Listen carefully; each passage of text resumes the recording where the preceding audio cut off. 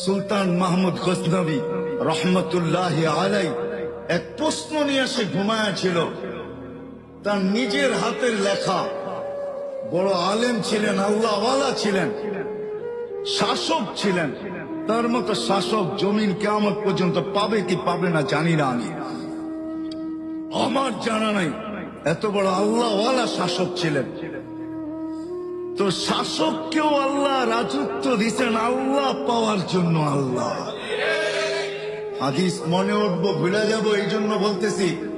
হয় হয় বিচারপতিকেও আল্লাহ বিচারপতির চেয়ার দিচ্ছেন আল্লাহ পাওয়ার জন্য। এই জন্য হাদিসে আছে আদলু ইয়াউমিন তা'দিলু ইবাদাতা 60 সানা। এক দিনের ইনসাফ যদি আল্লাহ পাওয়া উদ্দেশ্য না হইতো তাহলে এই হাদিস কোনোদিন রচিত হতো না। আল্লাহর রসুল মুহাম্মদুর রাসূলুল্লাহর মুখ থেকে কখনো এই কথা বাতিল হতো না। আল্লাহর রসুল বলছেন আদলু ইয়াউমিন, এক দিনের ইনসাফ, ইবাদাতা 60 সানা, 60 বৎসর সমূলে বন্দেগীর চেয়েও উত্তম।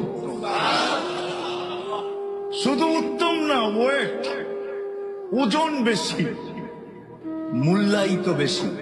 ইন্না ফিল জান্নাতি ইন্না ফিল ফিরদাউসুল আলা ওয়াদিয়ান, ফিরদাউসুল আলার ভিতরে একটা সোসাইটি আছে, লা ইয়াদখুলুহা ইল্লাল আদিল।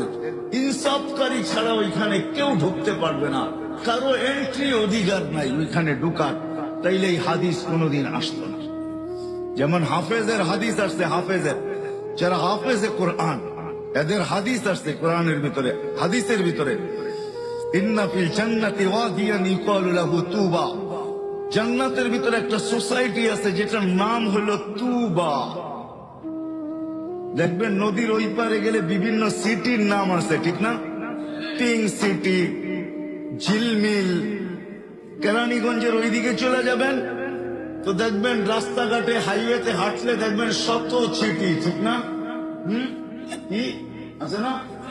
স্বপ্ন ধরা,